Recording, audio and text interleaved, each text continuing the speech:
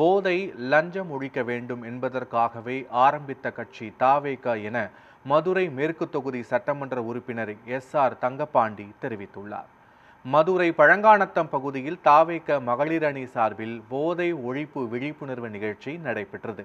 இதில் மதுரை மேற்கு தொகுதி சட்டமன்ற உறுப்பினர் SR தங்கப்பாண்டி மற்றும் குயின் மீரா சர்வதேச பள்ளியின் நிர்வாக இயக்குனர் அபிநாத் சந்திரன் ஆகியோர் சிறப்பு விருந்தினர்களாக கலந்து கொண்டனர்.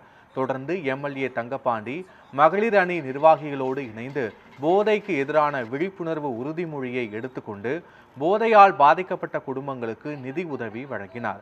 பின்னர் பேசிய அவர், தமிழக முதல்வர் கட்சி தொடங்கியதின் முதல் நோக்கம் போதை மற்றும் லஞ்சத்தை ஒழிக்க வேண்டும் என்பதுதான் என்று தெரிவித்தார்.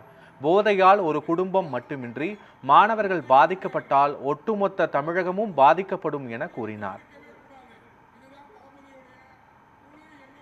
இன்னைக்கு தளபதி திரையுலக உச்ச நட்சத்திரமா இருக்க போகும்போது கட்சி ஆரம்பிச்ச நோக்கமே ரெண்டே விஷயம் தான்.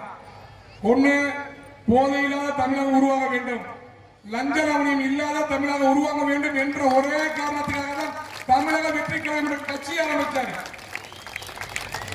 நீங்க அந்த நம்பிக்கைக்கு அவருக்கு பரிசாக தமிழக முதலமைச்சர் ஆக்கிருக்கீங்க. அவர் முதல்ல சொன்னதே கிளீன் கவர்மெண்ட், அதாவது தமிழகத்தில் லஞ்சமே இருக்கக்கூடாது. இரண்டாவது வார்த்தை, போதையை கண்டிப்பாக ஒழிக்க வேண்டும். அதில் முதல் பள்ளி அருகே உள்ளது பஸ் ஸ்டாண்டு பக்கம் இருக்க மதுக்கடையை மூடினார். இதை எப்படி படிப்படியாக குறைப்பது என்பதை அவர் கவனமாக சிந்தித்துக் கொண்டுதான் ஒவ்வொரு நிகழ்ச்சியும் நடத்துறார். இது எப்படி மதுவை குறைக்கணும்?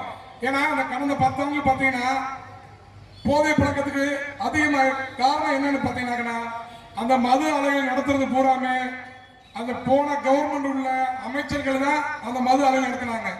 அதனாலதான் போதை பழக்கமே அதிகம்.